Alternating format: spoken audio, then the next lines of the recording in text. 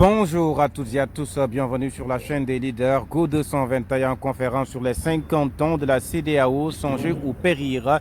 Les acteurs sont rencontrés pour 3 jours de discussion sur les différends qui existent sur le continent africain. Quelles sont les démarches à suivre pour une Afrique prospère? En tout cas, beaucoup de propositions ont été soulevées. Je vous propose de suivre Alioune Tine qui s'est prononcé sur la chaîne des leaders Go 221. Une conférence régionale qui a duré 3 jours.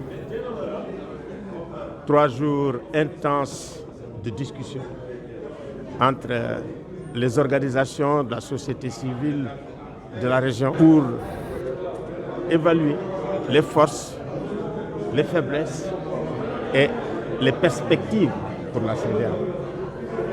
Et dans tous les domaines.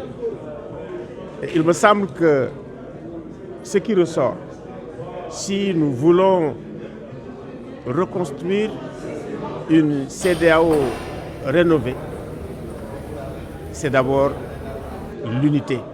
Construire une souveraineté régionale dans tous les domaines. Dans le domaine numérique d'abord, où nous sommes totalement dépendants.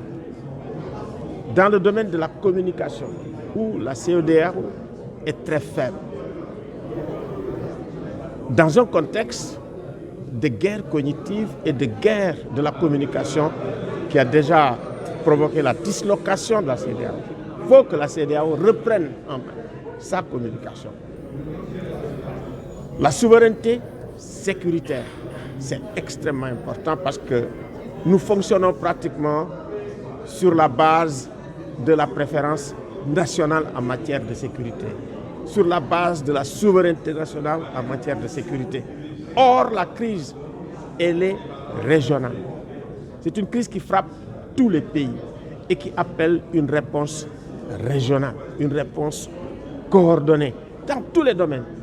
Que ce soit le renseignement, que ce soit l'opérationnel, que ce soit le fait de cumuler les forces, les moyens financiers, logistiques, c'est extrêmement important. Et de ce point de vue, on a proposé effectivement qu'il y ait une conférence des ministres de la Défense et de la Sécurité. Pas seulement au sein de la CEDEAO, mais le faire aussi avec l'AOS. Parce que quand même, c'est une crise globale. Et de ce point de vue, puisque nous avons de bons rapports avec l'AOS, c'est possible.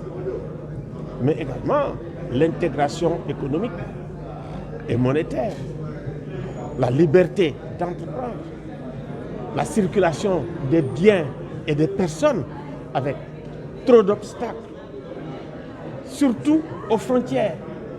Des frontières, il ne faut pas quand même l'oublier, c'est ces frontières que nous avons héritées vraiment du congrès de Berlin, qui ont été tracées par d'autres. Et nous avons dit, ce sont des frontières intangibles. Or, il y a 6000 ans, ça n'existait pas. Donc, je pense qu'il faut repenser la question des frontières, vraiment pour la circulation des biens, des personnes, la liberté d'entreprendre, impliquer la jeunesse. Si nous voulons l'avenir de la CEDEAO, dans 50 ans, il faut impliquer totalement la jeunesse. C'est pour cela, effectivement, que les clubs de la CEDEAO ont été partie intégrante du travail que nous avons fait ensemble.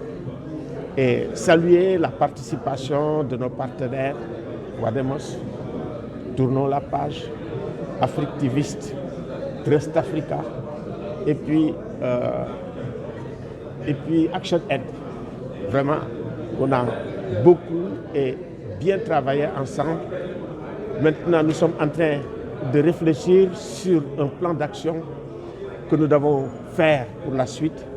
Mais en ce moment, en sortant de la conférence, nous allons sortir avec un appel de Dakar qui sera adressé au sommet des chefs d'État et de gouvernement qui se déroule à Abuja. Cet appel de Dakar, c'est sur la base des propositions très concrètes et des recommandations, 15 recommandations à peu près qui vont sortir d'ici et qui vont être largement disséminées lors du concert d'aujourd'hui par la jeunesse. Ça veut dire qu'il faut qu'aujourd'hui, si on veut de l'émergence de la CEDEAO des peuples, que la jeunesse s'approprie la CEDEAO, que les femmes, que les populations s'approprient les normes, les valeurs, les règles de la CEDEAO.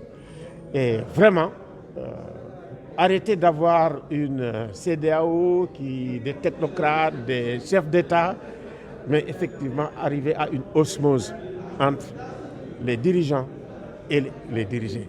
Et vraiment impliquer les populations dans les politiques publiques de la communauté.